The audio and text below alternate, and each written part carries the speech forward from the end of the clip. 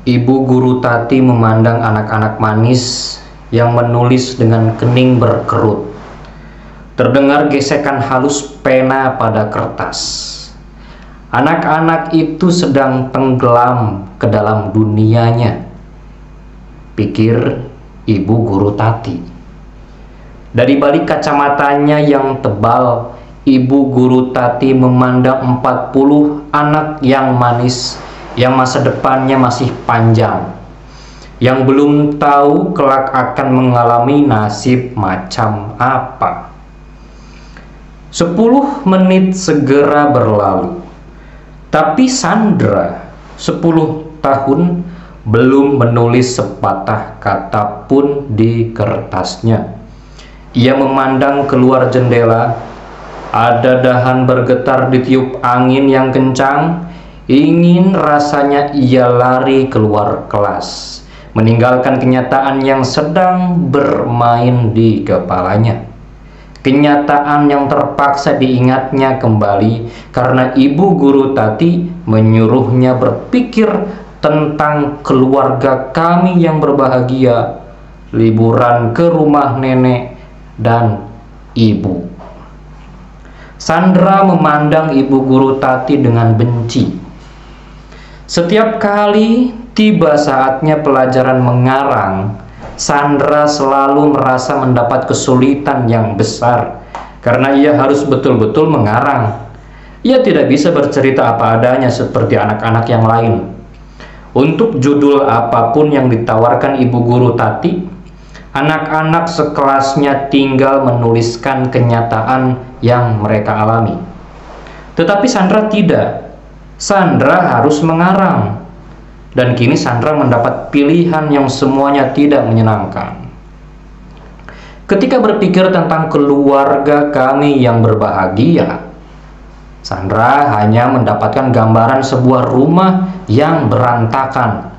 Botol-botol dan kaleng-kaleng minuman yang kosong berserakan di meja, lantai, bahkan sampai ke atas tempat tidur. Tumpahan bir berceceran di atas kasur yang spraynya terseret entah kemana. Bantal-bantal tak bersarung, pintu yang tak pernah tertutup, dan sejumlah manusia yang terus-menerus mendengkur bahkan ketika Sandra pulang dari sekolah. Lewat belakang anak jadah, jangan ganggu tamu mama, ujar sebuah suara dalam ingatannya yang ingin selalu dilupakannya. 15 menit telah berlalu. Sandra tak mengerti apa yang harus dibayangkannya tentang sebuah keluarga yang bahagia. Mama, apakah Sandra punya papa? Tentu saja punya, anak setan.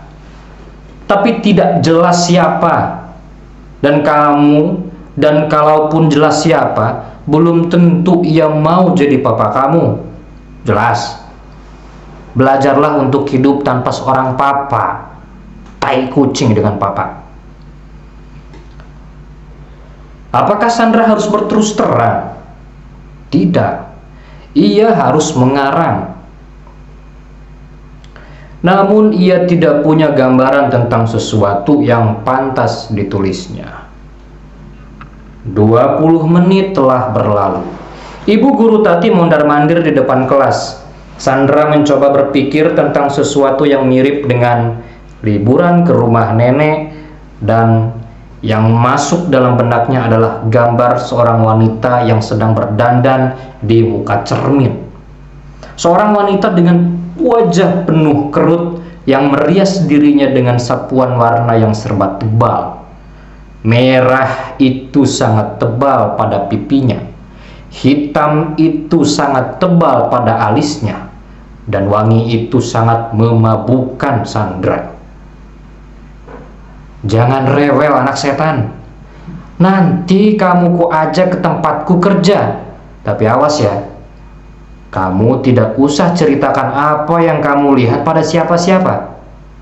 Ngerti? Awas kamu. Wanita itu sudah tua dan menyebalkan. Sandra tak pernah tahu siapa dia. Ibunya memang memanggilnya Mami, tetapi semua orang didengarnya memanggil dia Mami juga. Apakah anaknya begitu banyak? Ibunya sering menitipkan Sandra pada Mami itu kalau keluar kota berhari-hari entah kemana. Di tempat kerja wanita itu, meskipun gelap, Sandra melihat banyak orang dewasa berpeluk-pelukan sampai lengket. Sandra juga mendengar musik yang keras, tetapi Mami itu melarangnya nonton. Anak siapa itu? Marty. Bapaknya? Mana aku tahu. Sandra sampai sekarang tidak mengerti mengapa ada sejumlah wanita duduk di ruangan kaca ditonton sejumlah lelaki yang menunjuk-nunjuk mereka. Anak kecil kok dibawa ke sini sih? Ini titipan si Marty. Aku tidak mungkin meninggalkannya sendirian di rumah. Diperkosa orang malah repot nanti. Sandra masih memandang keluar jendela. Ada langit yang biru di luar sana. Seekor burung terbang dengan kepakan sayap yang anggun. 30 menit lewat tanpa permisi. Sandra mencoba berpikir tentang ibu. Apakah ia akan menulis tentang ibunya? Sandra melihat seorang wanita yang cantik, seorang wanita yang selalu merokok, selalu bangun siang, yang kalau makan selalu pakai tangan dan kaki kanannya selalu naik ke atas kursi. Apakah wanita itu ibuku? Ia pernah terbangun malam-malam dan melihat wanita itu menangis sendirian. Mama, Mama, kenapa menangis, Mama? Wanita itu tidak menjawab. Ia hanya menangis sambil memeluk Sandra. Sampai sekarang Sandra masih teringat kejadian itu. Namun ia tak pernah bertanya-tanya lagi.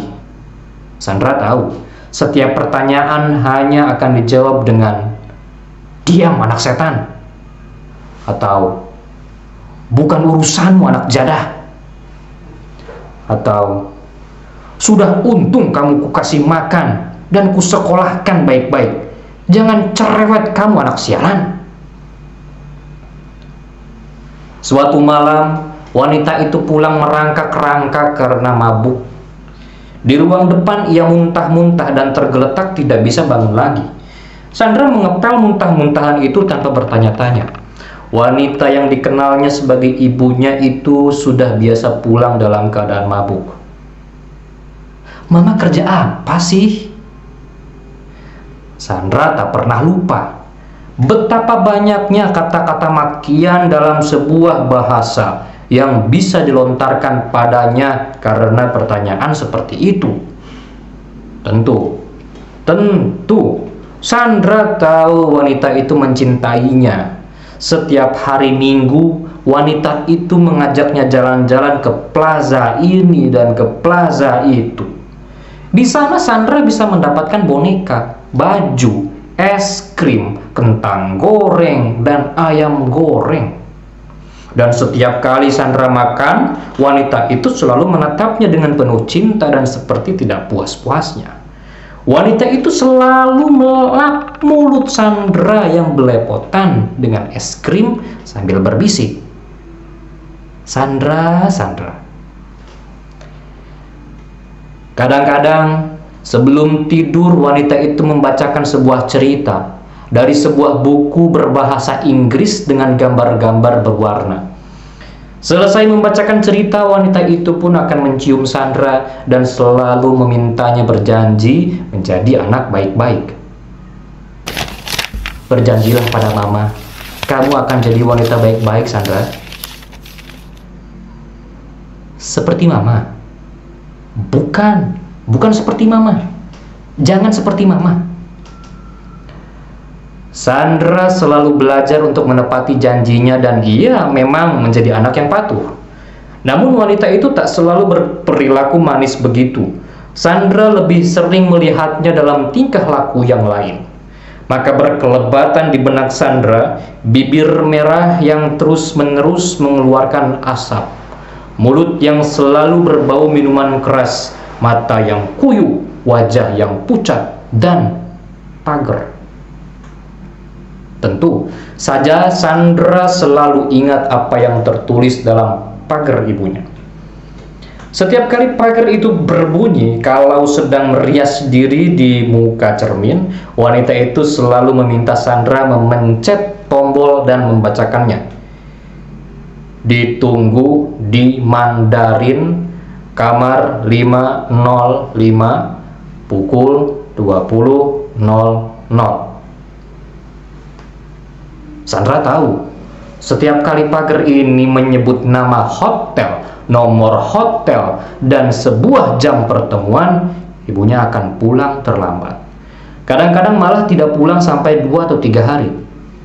Kalau sudah begitu, Sandra akan merasa sangat merindukan wanita itu. Tetapi begitulah, ia sudah belajar untuk tidak pernah mengungkapkannya. Yang sudah selesai, boleh dikumpulkan, kata ibu guru Tati. Belum ada secoret kata pun di kertas Sandra, masih putih bersih tanpa setitik pun noda. Beberapa anak yang sampai hari itu belum mempunyai persoalan yang terlalu berarti dalam hidupnya menulis dengan lancar. Beberapa di antaranya sudah selesai dan setelah menyerahkannya segera berlari ke luar kelas. Sandra belum tahu judul apa yang harus ditulisnya. Kertasmu masih kosong, Sandra. Ibu guru Tati tiba-tiba bertanya. Sandra tidak menjawab. Ia mulai menulis judulnya. Ibu. Tetapi begitu ibu guru Tati pergi, ia melamun lagi. Mama. Mama. Bisiknya dalam hati. Bahkan dalam hati pun Sandra telah terbiasa hanya berbisik. Ia juga hanya berbisik malam itu, ketika terbangun karena dipindahkan ke kolong rajang. Wanita itu barangkali mengira ia masih tidur. Wanita itu barangkali mengira karena masih tidur, maka Sandra tak akan pernah mendengar suara lenguhannya yang panjang maupun yang pendek di atas ranjang. Wanita itu juga tak mengira bahwa Sandra masih terbangun ketika dirinya terkapar tanpa daya dan lelaki yang memeluknya sudah mendengkur keras sekali. Wanita itu tak mendengar lagi ketika di kolong ranjang Sandra berbisik bertahan-tahan, "Mama, Mama," dan pipinya basah oleh air mata.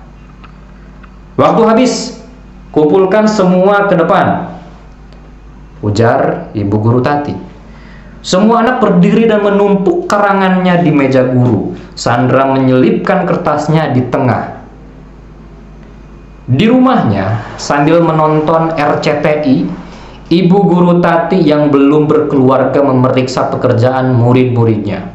Setelah membaca separuh dari tumpukan karangan itu, ibu guru Tati berkesimpulan, murid-muridnya mengalami masa kanak-kanak yang indah.